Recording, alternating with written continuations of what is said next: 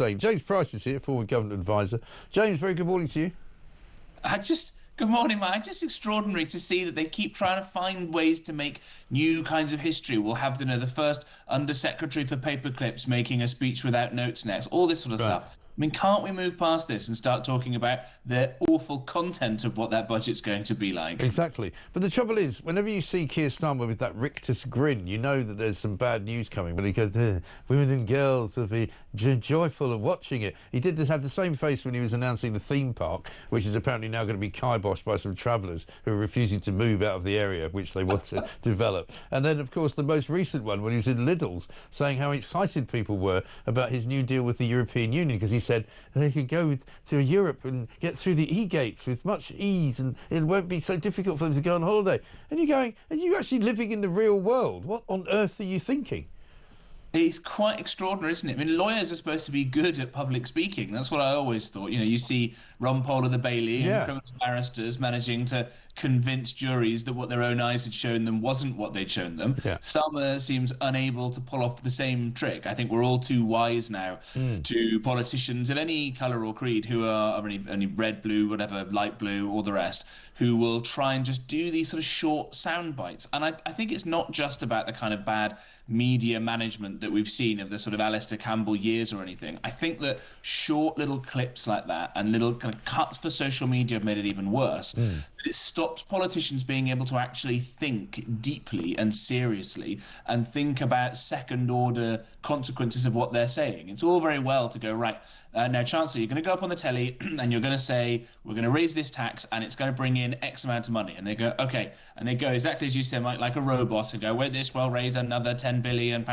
But they never then stop to be able to think, okay, well, how will people react to that? No. Will people, like Maureen, you just heard from there, move to Dubai, where they don't have to pay that tax and they take all of their wealth and they take all of their industry to some other country, which is what's happening. The politicians of today are totally incapable of thinking even semi-seriously, and it's showing in the parlous state of the country. And there seems to be no strategising either. It's almost as though everything is done on a 24-hour cycle, and a sort of, even now with Starmer, I think it's even on a shorter cycle than that. It's almost a 12-hour cycle. We've actually started doing a little feature here called Lie of the Day, because there is one every single day. Old Starmer, he'll put out a tweet usually around about 9 o'clock in the morning, which will be completely fallacious, completely and utterly untrue. And normally it will say something like, we are securing the borders of our country, or, we are making our streets safer for women and girls, or, we are creating the chance for everybody to buy a house in this country. All of which turns out to be complete and utter rubbish. But it's almost as though, let's see how this one lands, and if they don't like that, well, we'll have another one in a couple of hours. Yeah, absolutely right. And I suspect by the end of this parliament, that feature will be kind of lie of the hour or something, as they increasingly desperate. Yes. I think this is what happens when you elect politicians who've got no grounding in any kind of philosophy or ideology. Someone like Margaret Thatcher, who I obviously think was heaven on earth. And lots of people today will not think that, but they will at least acknowledge that. They'll say, well, at least she believed in something, and at least she went and acted on what she believed in. And I can't think of that many politicians in recent decades who really believed in stuff, who really sat down and read a lot of quite dull, quite dry, political philosophy, and go, well, actually, I find that what John Locke and Thomas Hobbes and all these people from kind of British history, we should be very proud of, who influenced the formation of governments around the world. They don't sit and read these things and think, well, how might these great ideas be useful for today? Right. They're just buffeted about by whatever their advisors have seen on Twitter this morning. Yeah, and it's really quite depressing, isn't it, that now we suddenly find ourselves in a place where they're going, Steve Reed comes out and goes, we're going to run out of water. Why is that then? We've got too many people here. It's because of mass immigration. And you go, OK, and I know that we can't probably in all good conscience blame the Labour government for what happened 10 years before now, but we can certainly blame the system and blame the Tories for being just as bad at planning. They didn't apparently plan anything. The European Union told us we're not allowed to build reservoirs. I don't understand why that was in some way environmentally unfriendly. Absolutely extraordinary, isn't it? Water everywhere and not a drop to drink. Was it Coleridge, she said.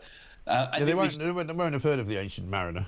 No, definitely not. Although we're stuck with the albatross around our neck in the form of the Prime Minister, I suppose. I think that these kinds of mad greeny policies that sound nice in the abstract are exactly as you say, Mike. You use the perfect word for this: the system's fault. This is the big apparatus that has grown up behind the scenes. Dominic Cummings talks about this a lot. Even Trump will talk about it and call it the deep state, and by which we don't mean spies and the people that work very hard to keep us safe, but all these kind of faceless apparatchiks who never have to face the light of day, never have to see scrutiny. When they make a mistake, it's not them who get blamed for it. Yeah. And the problem is that these people are like the person with the hammer. All they see is a nail. If you say, right, your policy is looking after the lesser spotted newts, then you go, okay, I'll look after the lesser spotted newts. And if that means that a reservoir might hurt one tiny little newt, well, some idiot has given me the power of veto and stamp a big veto on it. Politicians are supposed to be people that take the balance of everything that is required together. What's it going to be like for the economy? What's it going to be like for drinking water in this case, for goodness sake? And balance that with what it's going to be like for the environment and these other factors. When you try and take all these things in isolation and you give faceless civil servants behind the scenes, whether they're in London or in this case even in Brussels, still ridiculously, that you get these kind of stupid bad results because they don't have to worry about economic growth. They don't even have to worry about drinking water if it's not in their very specific job description. Yeah. And we get to the kind of farce we're seeing now. Well, it's like I was saying, sort of slightly tongue-in-cheek at the start of this hour, oh, let's build some more houses, but don't worry about the infrastructure, we'll just figure that out. The roads, they might get a bit busier, we won't need to supply any more water, we won't need to build any more pipes, we won't need any infrastructure, we won't need to put a new doctor's surgery in, or a new school, or a new hospital. All of that will just sort of happen because the magic sort of, free market will create it. I think that's what the Tories used to think. Labour, I don't seem to think, have a clue at all of how to build communities. They talk about communities a lot, but they don't know how to build them. Well, the free market, by the way, would be able to do this if the government got out of their way. But what we've got is incredibly onerous planning restrictions, whether it's on houses, whether it's on infrastructure. And unfortunately, the way that young people in particular, but actually people up to their 40s now, are being priced out of the housing market is turning people away from feeling they've got any stake in society whatsoever. Imagine what's going to happen when you say you can't actually get any clean drinking water or bathing water. It's going to be, carnage on the streets. Yeah.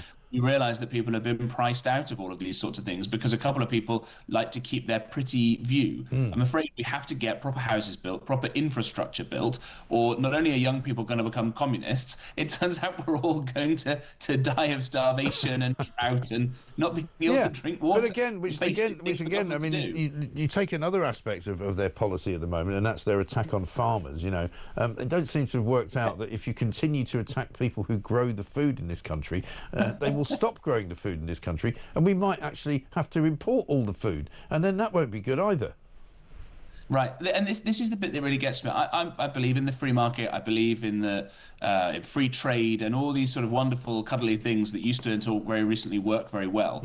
But the problem is that we've seen through COVID the weaknesses of some of this, and we see that the system likes to use free market examples when it doesn't require us having to actually do anything difficult in Britain. So what do I mean by that? Well, we say, well, we're free marketers, so it's going to be fine to import food. It's going to be fine to do that. Of course, then, as you said there, when we run out of food ourselves, that falls apart. Yeah. But we don't do the smart, sensible bits of kind of free market capitalist thinking, which is letting businesses get on and run their own affairs, letting farmers get on and run things themselves. So we're stuck in the worst of both worlds. We have the bits of capitalism or I should say free marketeering that makes us more dependent on China and their anti-capitalist practices, but we don't do all the great stuff that capitalism could bring us in terms of making us rich and giving us enough surplus to be able to pay for schools and hospitals. We're in the worst of all possible worlds, and we need a better class of politicians to get us out of it before it's too late. Yeah, because the people are starting to wake up, and I'm pleased to see that on the front page of the Times today that the public have lost interest and lost faith in the junior doctors, who apparently don't want to be called junior doctors anymore because they don't like the way it sounds. But they're planning yet another strike, and this time I'm really happy to say the public will not be supporting them. And I said this last year when they were threatening. I said to Wes Streeting, they will not, if you go up against them, you will be supported, because the public are sick to death of these Marxist doctors trying to run everything into the ground. Yeah, absolutely right. You say that they don't want to be called junior doctors. As my wife would say, someone called a WA-ambulance for that. I broke my arm a few years ago and went into a hospital whilst there was some striking going on. And as I'm kind of limping through in pain, and you just hear, oh, Fidelia, go and get me another skinny latte, would you? Yeah. And I think I lost all possible support I could have had for them in that Yeah. moment. And they're just a terribly unsympathetic bunch, I think, because they go through their whole lives being told, oh, you're brilliant, oh, you're marvelous, oh, you're wonderful.